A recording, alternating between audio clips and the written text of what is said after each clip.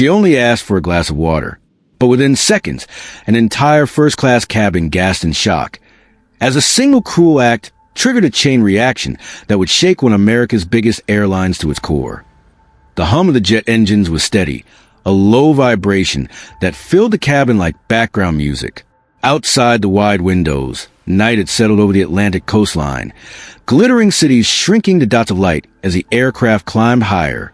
Inside, first-class passengers reclined in leather seats, sipping champagne, scrolling through their phones, and chatting as if the world outside didn't exist. It was comfort at 30,000 feet, where small luxuries were supposed to feel limitless. But in seat 3A, the atmosphere was different.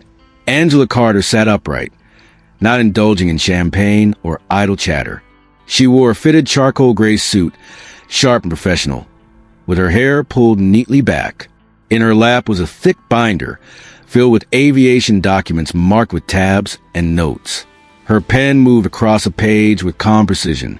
To any onlooker, she might have seemed like a tired business traveler, another executive chasing deadlines across the country. But Angela was not just another traveler. She was a federal aviation inspector, and though no one around her knew it yet, she carried authority that could bring this multi-million-dollar aircraft and the airline that owned it to its knees. Her quiet focus was interrupted by the swish of polished heels against the carpet. A shadow fell across her binder, and Angela looked up. The senior flight attendant, Marissa Blake, stood over her, blonde hair pinned into a tight bun, lips painted a commanding red, uniform pressed within an inch of perfection. Marissa didn't just work in first class. She ruled it. Her smile was sharp, practiced, the kind of smile that made some passengers sit straighter and others shrink a little smaller. Angela offered a polite nod. "Excuse me," she said softly. "Could I please have a glass of water?" Simple. Clear. Nothing extraordinary. Marissa's smile thinned. "Full service will begin after takeoff," she replied, her tone clipped. Then, almost as if to assert control, she reached for the tray she carried and set down a plastic cup of orange juice. "Have this for now," she said. Angela's expression didn't change. Calm, steady, she repeated, "Thank you, but I'd really prefer water." Passengers nearby glanced up from their screens, sensing something in the air. A simple request for water had shifted into something else.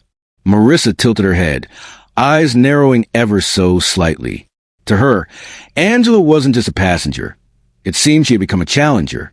And Marissa was not the type to let challenges pass unanswered. The corner of her mouth curled into a smirk.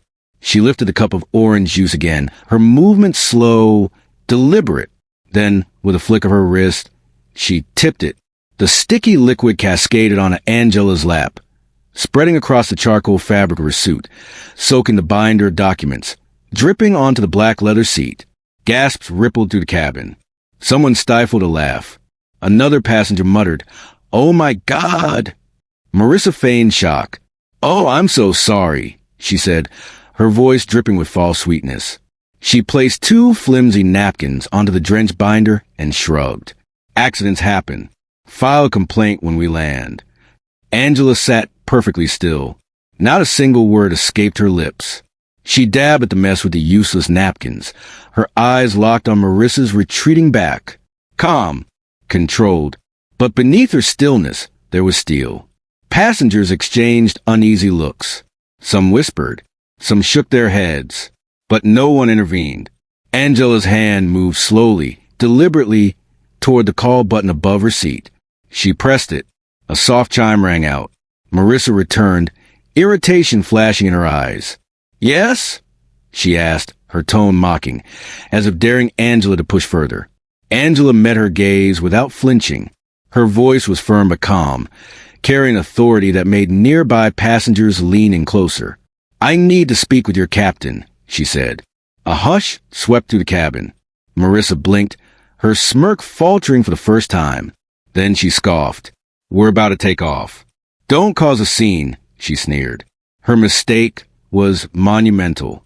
Angela reached into her case, pulling out a small leather wallet. With a steady hand, she flipped it open and held it up for all to see. The polished badge inside gleamed under the cabin lights. Gasps erupted. Passengers craned their necks. Marissa's face drained of color. "My name is Angela Carter," she said, her voice clear, unwavering, carrying across the cabin. "I am a federal aviation safety inspector." The words hit like a thunderclap. "You haven't just spilled juice," Angela continued, her eyes locked on the stunned attendant. "You have interfered with federal property, compromised my ability to perform my duties, and attempted to humiliate a government official. This is no accident, and this is no customer service matter." The tension in the cabin was thick enough to choke on. A woman in the row across whispered, "She's, oh my God." Others pulled out their phones, trying to discreetly record what was happening. Marissa opened her mouth, but no words came out. For the first time in her reign as queen of the cabin, she was speechless. And Angela Carter, drenched in sticky orange juice but calm as stone, had just shifted the balance of power at 30,000 feet. The jet engines hummed steadily, but inside the cabin it was clear. This flight would not continue as planned, not with Angela Carter on board. The silence in the cabin was suffocating. The hum of the engines continued as if nothing had happened. But every passenger in first class knew they were no longer just passengers on a routine flight. They were witnesses to something extraordinary. Angela Carter's badge glimmered under the soft cabin lights, undeniable proof of authority. She sat soaked in orange juice, her papers ruined, but her composure unshaken. She was no longer just a passenger in seat 3A. She was a law in the sky. The senior flight attendant, Marissa Blake, tried to recover. Her lips parted, but her usual sharp smile was gone. This is a misunderstanding," she stammered, her voice cracking. "She's exaggerating. It was an accident." But even as she spoke, her eyes darted nervously across the cabin. Too many witnesses. Too many phones raised. Screens glowing as passengers recorded every word. Angela's gaze was calm, unyielding. "Accidents are unintentional," she said evenly. "This was deliberate. And deliberate actions in aviation are dangerous." The words cut like a knife. Just then, the cabin door opened and the captain himself appeared. A tall man with graying hair, crisp uniform, and a weary look of someone who has spent decades in the cockpit. He carried authority, but he also carried skepticism. Another passenger making a scene before takeoff. He assumed, "What seems to be the problem here?" His tone was measured, cautious. Marissa jumped in before Angela could speak. "Captain, this woman is—" "Inspector Carter," Angela interrupted, holding up her badge again. Her voice was controlled, each syllable deliberate. "Federal Aviation Administration." Gasps rippled once more. The captain froze mid-step. His eyes flicked to the badge, then to Angela's soaked suit, then to the orange-stained documents in her lap. His expression tightened. Marissa tried again, her voice higher now, brittle with desperation.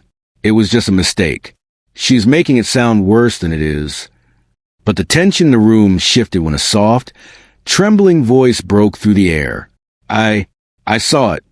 Everyone turned. A younger flight attendant, standing rigid at the galley door, spoke. Her face was pale, her hands twisted nervously in front of her. She swallowed hard. She poured on purpose. "I was right there." The words detonated in the cabin like an explosion. Marissa gasped, "You lying little—" "Enough!" The captain's voice cut her short. The weight of command filled his tone. He turned to Angela, his jaw tight.